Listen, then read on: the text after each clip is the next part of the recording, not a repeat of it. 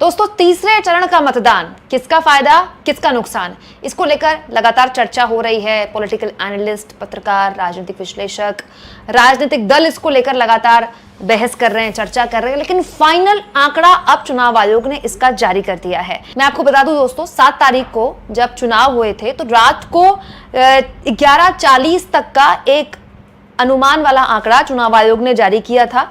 उससे इतर अब एक नया आंकड़ा भी चुनाव आयोग ने जारी कर दिया है, और इस नए आंकड़े और पुराने आंकड़े में कितना फर्क है ये मैं आपको इस वीडियो में बताने वाली हूं। सबसे पहले जान लीजिए दोस्तों, 7 तारीख का वो आंकड़ा जो रात को चुनाव आयोग ने जारी किया था। दोस्तों, इस आंकड़े के हिसाब से 93 सीटों में करीब 64.40% मतदान हुआ था इस आंकड़े के हिसाब से। लेकिन अब जो फाइनल आंकड़ा, ताजा आंकड़ा चुनाव आयोग ने जारी किया है वो है 65.68%, यानी कि आप कह सकते हैं कि 1-1.5% के करीब करीब चुनाव आयोग का जो फाइनल आंकड़ा है उसमें आंकड़ा बढ़ा हुआ है। अब ये बढ़ा हुआ आंकड़ा किस राज्य में किसके लिए मुसीबत पैदा कर सकता है, इसको लेकर हम चर्चा करने वाले हैं। गुजरात का ये आंकड़ा दोस्तों जो रात को 11 बजे जारी किया गया था, इससे पहले वो था 58.98% और बहुत ही चिंताजनक आंकड़ा था ये। और अब जो आंकड़ा, फाइनल आंकड़ा चुनाव आयोग ने अब जारी किया है कल रात को, वो गुजरात का आंकड़ा है 60.13%, मतलब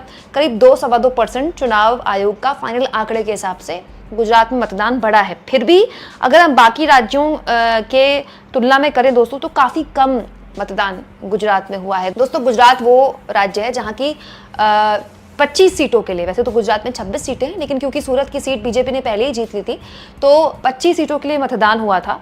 और इस राज्य में खुद मोदी जी गए थे अहमदाबाद वोट डालने के लिए, उन्होंने एक मिनी शो टाइप का कुछ किया था।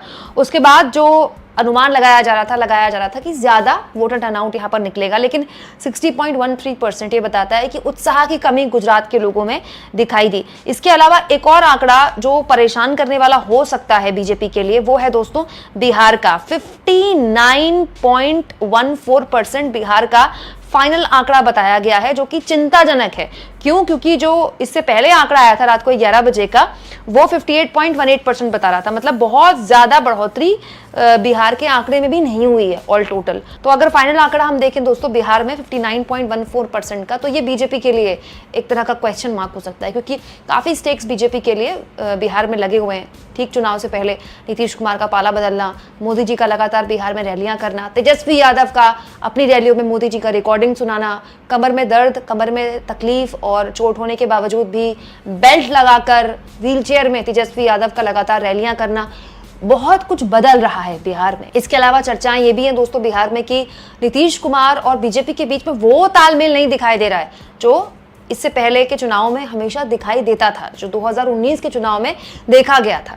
इसके अलावा दोस्तों जो फाइनल आंकड़ा आया है उत्तर प्रदेश का, वो भी चिंताजनक है, क्योंकि उत्तर प्रदेश के लिए तो कहा यह जा रहा है कि यहाँ से बीजेपी को सबसे ज्यादा उम्मीदें हैं, क्योंकि सबसे ज्यादा सीटें यहाँ पर हैं। तो फाइनल आंकड़ा यूपी का है 57.55%।